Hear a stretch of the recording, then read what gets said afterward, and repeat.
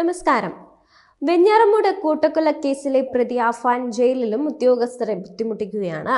എന്തു വന്നാലും താനും ജീവനൊടുക്കുമെന്ന ഭീഷണിയാണ് ജയിൽ ഉദ്യോഗസ്ഥരെ ഞെട്ടിക്കുന്നത്. ഈ സാഹചര്യത്തിൽ അഫാന് പ്രത്യേക സുരക്ഷാ സംവിധാനമൊരുക്കും. 24 മണിക്കൂറും അഫാനെ നിരീക്ഷിക്കും.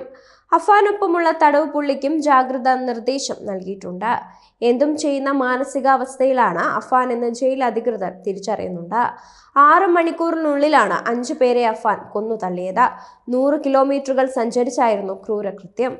ഇതിലൊന്നും ഒരിക്കൽ പോലും പ്രതി പശ്ചാത്താപം പ്രകടിപ്പിച്ചിട്ടില്ല. അതുകൊണ്ട് തന്നെ വല്ലാത്ത മാനസികാവസ്ഥയിലാണ് ഈ 23കാരൻ. അതുകൊണ്ട് തന്നെ അഫാന്റെ ആത്മഹത്യാ ഭീഷണിയെയും ജയിൽ അധികൃതർ ഗൗരവത്തിൽ എടുത്തിട്ടുണ്ട്. കടം കയറിയതോടെ ഇനി ജീവിക്കേണ്ടെന്ന് കുടുംബം തീരുമാനിച്ചിരുന്നു.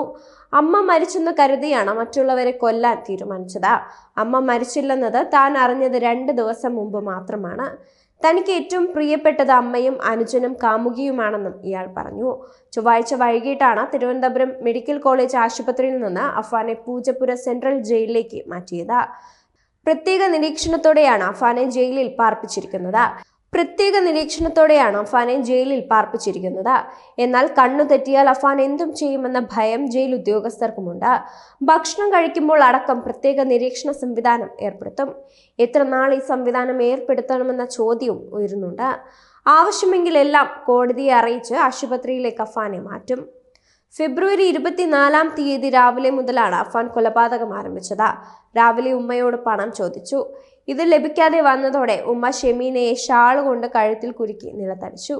രക്തം വാർന്നൊഴുകുന്നത് കണ്ടപ്പോൾ മരിച്ചെന്ന് കരുതി അഫാൻ വീട് പൂട്ടി പുറത്തുപോയി. പിന്നീട് വെഞ്ഞാറമൂട്ടിലെ ധനകാര്യ സ്ഥാപനത്തിലെത്തി അവിടെ നിന്ന് പണം കടം വാങ്ങി പുറത്തുനിന്ന് ചുറ്റികയും ബാഗും വാങ്ങി മുത്തശ്ശിയുടെ വീട്ടിലെത്തി. ഇവിടെ എത്തി പണയം വെക്കാൻ മാല ചോദിച്ചു. നൽകില്ലെന്ന് പറഞ്ഞതോടെ മുത്തശ്ശിയെ കൊന്ന് സ്വർണമാല കൈക്കലാക്കി. മാല വെഞ്ഞാറമൂട്ടിലെ ധനകാര്യ സ്ഥാപനത്തിലെത്തിച്ച് പണയം വെച്ച് 4 പേരുടെ കടം വീട്ടി. അവിടെ നിന്ന് പിതാവിന്റെ സഹോദരന്റെ വീട്ടിലെത്തിയ അഫാൻ ലത്തീഫിനെയും ഭാര്യ സാജിദയെയും വകവരുത്തി. പിന്നീടാണ് വീട്ടിലെത്തിയ അമ്മയെ വീണ്ടും ചുറ്റികയ്ക്കടിച്ച് ഇറങ്ങുന്നത്. പിന്നീട് കാമുകിയായ ഫർസാനയെ കൂട്ടിക്കൊണ്ടുവന്ന ശേഷം ചുറ്റികയ്ക്ക് അടിച്ചു കൊന്നു. പിന്നാലെ മദ്യത്തിൽ എലിവിഷം ചേർത്ത് കഴിച്ചു. ഇതിനിടെ കുഴിമന്തി വാങ്ങി എത്തിയ അഞ്ജൻ അഫ്സാനെയും കൊന്നു. ഒടുവിൽ പോലീസ് സ്റ്റേഷനിലെത്തി പ്രതി കീഴടങ്ങുകയായിരുന്നു. അങ്ങനെ വിചിത്രമായ വഴികളിലൂടെയായിരുന്നു അഫാന്റെ യാത്ര. ദിവസം 10,000 രൂപ വരെ പലിശ നൽകേണ്ടി വന്നത് താങ്ങാനായില്ല. അങ്ങനെയാണ് എല്ലാവരെയും കൊലപ്പെടുത്തിയതിനു ശേഷം മരിക്കാൻ തീരുമാനിച്ചത്. താൻ മരിക്കാത്തതിൽ അസ്വസ്ഥനാണെന്നും അഫാൻ ജയിൽ അധികൃതരോട് പറഞ്ഞിരുന്നു. അഫാനും അമ്മ ഷെമിക്കും ഏതാണ്ട് 60 ലക്ഷം രൂപയുടെ കടമുണ്ടെന്നാണ് പോലീസിന് ലഭിച്ച വിവരം. ഇവർക്ക് പണം കടം കൊടുത്തവരുടെ മൊഴി പോലീസ് രേഖപ്പെടുത്തിയിട്ടുണ്ട്. ആർഭാട ജീവിതമാകാം കടത്തിലേക്ക് നയിച്ചതെന്നാണ് പോലീസ് കരുതുന്നത്.